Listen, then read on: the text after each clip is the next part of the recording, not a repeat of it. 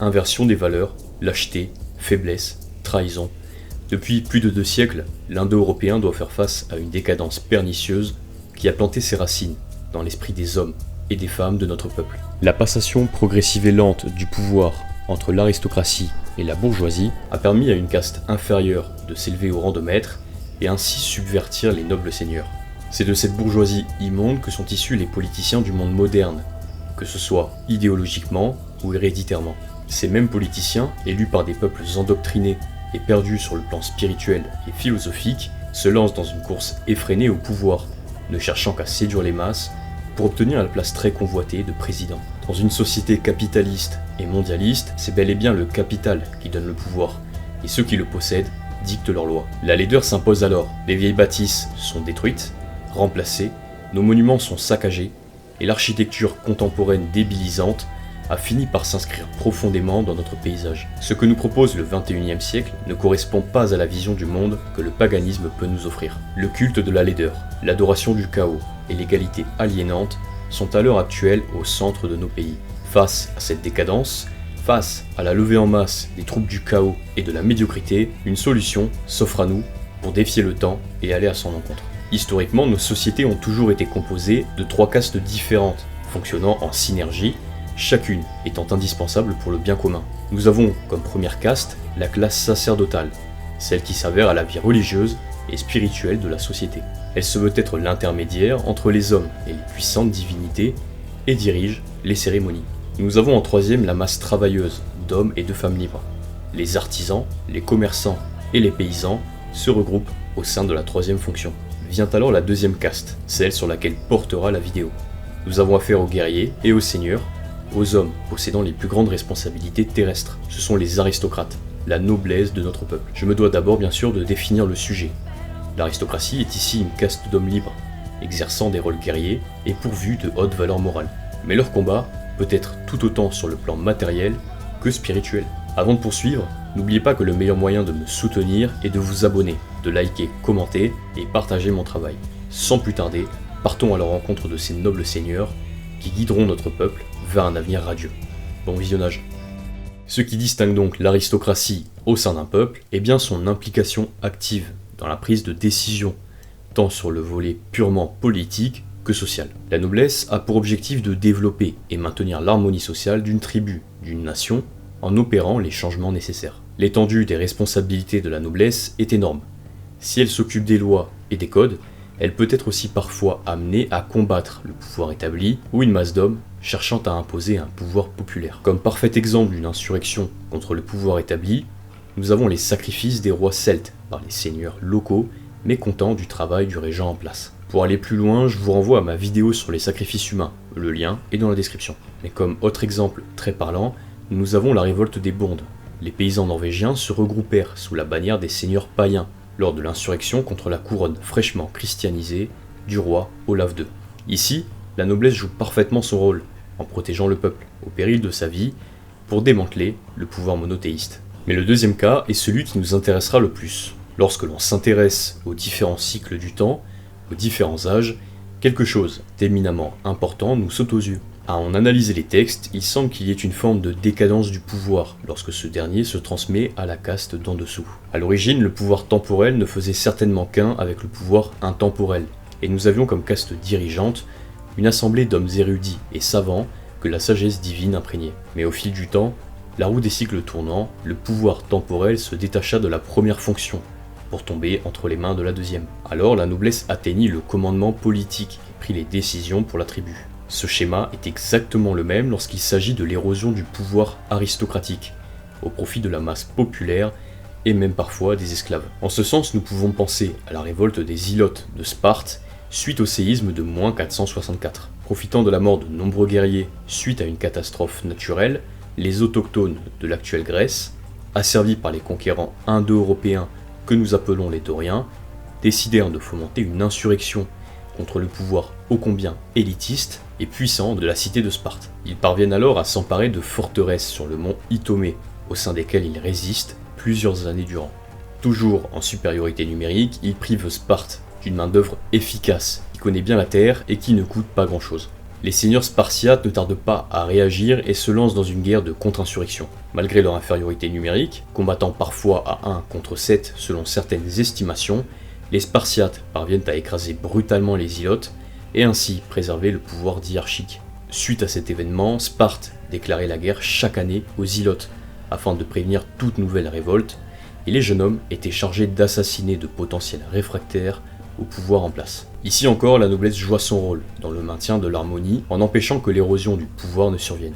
En un sens, la Révolution française, marquée par le 14 juillet, est une réussite de cette décadence podérale voulue par une masse populaire ou une minorité bourgeoise. Mais ne nous y trompons pas, si la noblesse de l'époque eût été aussi forte que celle de Sparte, si elle n'eût pas été aussi corrompue et malsaine, jamais une telle ignominie n'aurait pu arriver. Historiquement, l'aristocratie eut un autre rôle, celui de combattre, en première ligne, lorsqu'il le fallait, pour guider les troupes vers la victoire. On comprend alors que lorsque ceux qui prennent la décision de guerroyer sont également ceux qui se retrouvent sur le champ de bataille et qui sont témoins de ces horribles visions, des cadavres qui nourrissent les corbeaux et de la chair en putréfaction, une déclaration de guerre est mûrement réfléchie. À défaut d'avoir toujours les aptitudes nécessaires pour se battre, les seigneurs précipitaient leurs héritiers dans le tumulte, en risquant ainsi de perdre ce qu'ils avaient de plus précieux dans ce monde, leur continuité génétique et traditionnelle, la subsistance de leur être dans ce monde. Quand nous voyons ce que nous avons aujourd'hui, cette plutocratie molle et loquienne qui excite, ou plutôt tente d'exciter les peuples au combat, cette caste parasitaire qui est dénuée de noblesse et de force, mais qui exhorte les peuples à la guerre, nous pouvons affirmer sans retenue qu'ils ne se sentent en aucun cas concernés par leurs décisions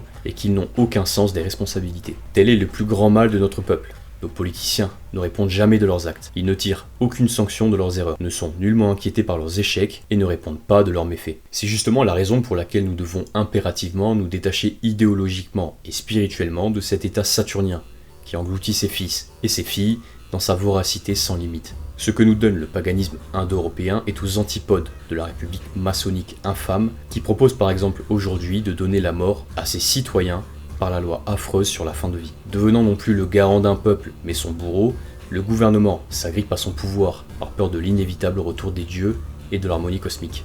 C'est dans cette perspective de grande régénération de notre peuple que l'aristocratie doit retrouver son rôle de meneuse et de modèle. Le temps est proche où le cycle inarrêtable du temps finira une fois de plus sa révolution pour nous offrir un nouvel âge d'or. Un âge d'harmonie et de justice. Sous l'égide de nos puissantes divinités, les plus nobles d'entre nous devront mener à bien cette lutte spirituelle grandiose. L'aristocratie devra et doit déjà se lever et faire connaître ses intentions, son merveilleux dessein. Que l'Indo-Européen retrouve sa foi ancestrale et originelle. Que les autels pour Wotan se multiplient. Que les bois sacrés de Cernunnos retrouvent leur mystère. Et que les splendides chants d'Aphrodite fleurissent de nouveau en son nom. Vous l'aurez compris, nous sommes à l'heure actuelle dans un monde sans repères, sans modèle et aux valeurs perverties. Rien qu'au sein de notre politique, les voies de la pseudo-dissidence sont presque toutes gangrénées de vices et de comportements déviants. Il est devenu impossible pour une grande partie de la jeunesse en construction de retrouver un modèle sain, une figure à laquelle se rattacher pour chercher à s'élever. Mais lorsqu'un peuple renoue avec sa noblesse et ses mythes, lorsque les héros retrouvent leur place dans l'imaginaire des enfants, notre culture perdure et nos idées transcendantales infusent dans l'esprit des générations qui reprendront notre flambeau et qui poursuivront notre œuvre. Nous ne devons plus voir Sigurd et Achille comme de simples héros fictifs, amusants et rentables, lorsque nous les adaptons au cinéma, dans des films ou dans des séries. Il convient de les regarder et de les considérer pour ce qu'ils ont été et qui n'ont jamais cessé d'être.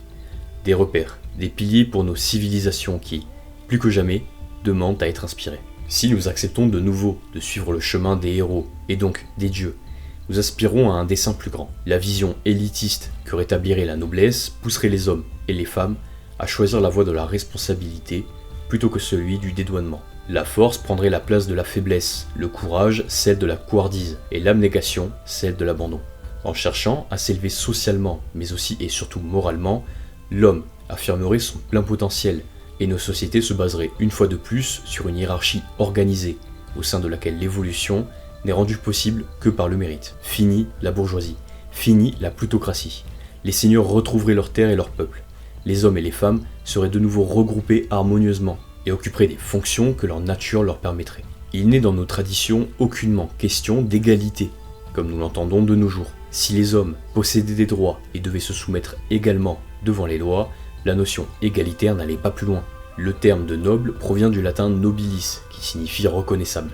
Cette distinction entre les nobles et les autres reposait uniquement sur des aptitudes naturelles, ou sur une distinction par les actes, la sagesse, le courage et la force. Le monde des dieux lui-même témoigne d'une hiérarchie inviolable et naturelle, qui se moque complètement de l'égalitarisme en tant que doctrine. Nos puissantes divinités sont les archétypes de l'équilibre parfait entre liberté et égalité. Dans la Voluspa, le récit le plus détaillé du Ragnarok, la Volva, une voyante, pour grossir le trait, déclare « Alors, tous les dieux allèrent au siège du destin, les très sacrés dieux, et ils délibérèrent là-dessus. » Si la hiérarchie existe toujours, chacun donne librement sa parole. Nous voyons bien que les dieux eux-mêmes vivent avec ce principe de noblesse et d'inégalité. Vous l'aurez compris, restituer une noblesse reposant sur les modèles divins serait définitivement une régénération pour notre peuple. Un sursaut de vitalité au moment où nous nous trouvons menacés par la condition sociale et politique. Il est plus que temps pour les plus nobles d'entre nous de faire entendre leur voix et de montrer l'exemple par l'attitude et les actes. Si nous souhaitons bâtir quelque chose un jour, il faudra nous montrer exemplaires, disciplinés et implacables. Nous devrons être des seigneurs.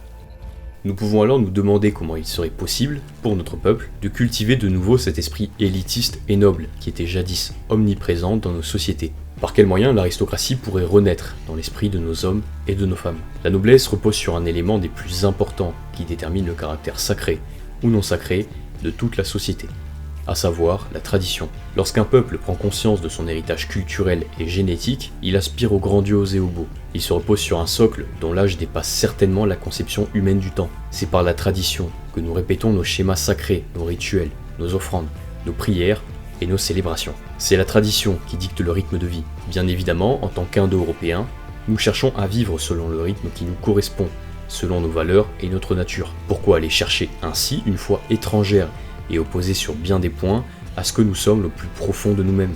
Pourquoi arpenter le monde à la recherche d'une sagesse étrangère lorsque nous avons tout à redécouvrir chez nous?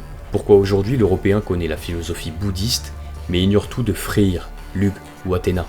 L'une des plus grandes erreurs de notre peuple fut certainement d'accepter la morale du martyr faible et innocent, au détriment des valeurs martiales et aristocratiques de nos religions païennes. Alors la pieuvre des lamentations a étendu ses tentacules jusqu'au nord de l'Europe pour maintenir l'homme dans une condition servile qui ne le rendra pas heureux, mais qui ne lui procurera pas non plus la volonté de s'extirper du joug monothéiste avant un long moment. Tout naturellement, le préambule au retour des seigneurs sera l'abandon total et sans compromis des religions abrahamiques et plus généralement des religions modernes.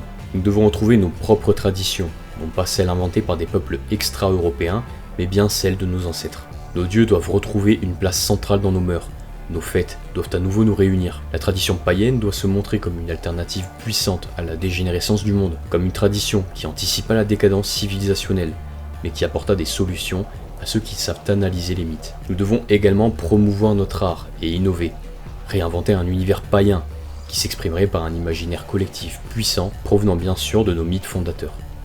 Nous voyons déjà ce qu'une série passablement qualitative comme Viking a pu avoir comme impact sur un très large public, mais nous constatons avec plus de joie ce qu'un chef-d'œuvre comme le film The Northman a pu susciter auprès des passionnés de mythologie, d'histoire et de paganisme. Le cinéma est sans aucun doute l'un des meilleurs outils pour mettre en avant une idée et promouvoir un combat. Il faut montrer nos héros, parler de leurs combats et de leurs hauts faits. Il faut propulser toutes nos valeurs les plus chères pour donner l'exemple aux plus jeunes. Et pour ce faire, il nous faut nous aussi nous conduire de manière exemplaire. Nous revenons à ce que j'ai dit auparavant concernant le rôle de modèle de l'aristocratie. C'est en nous imposant une discipline, tant sur le volet physique que moral et spirituel, que nous nous élèverons et que nous entraînerons dans notre sillage ceux qui cherchent une figure à laquelle se rattacher. Ainsi, l'aristocratie est un repère pour les hommes, un modèle à suivre qui a pour vocation de protéger l'ensemble du peuple en combattant militairement ou en empêchant les dérives religieuses et les invasions spirituelles. Si la noblesse est temporairement éteinte pour laisser place à la bourgeoisie, la décadence civilisationnelle appelle plus que jamais au retour des seigneurs pour faire face au chaos maçonnique et scientiste. Les dieux aiment la noblesse, et la noblesse aime les dieux. Avec l'aide de nos forces divines, en prenant exemple sur l'abnégation de Odin et Tyr, en comprenant la sagesse de Ogmios et en s'inspirant de la force démesurée d'Arès, nous réussirons à retrouver nos vieilles traditions et notre véritable mode de vie. Pour ce retour du beau et du fort, la discipline personnelle se fera condition sine qua non. Mais notre peuple devra également retrouver ses racines les plus profondes et les plus solides, celles qui mènent à notre origine et ainsi à nos puissants dieux. Merci d'avoir suivi cette vidéo jusqu'à la fin, et si mon travail vous plaît, n'oubliez pas que le meilleur moyen de me soutenir est de partager, aimer et commenter. A très bientôt.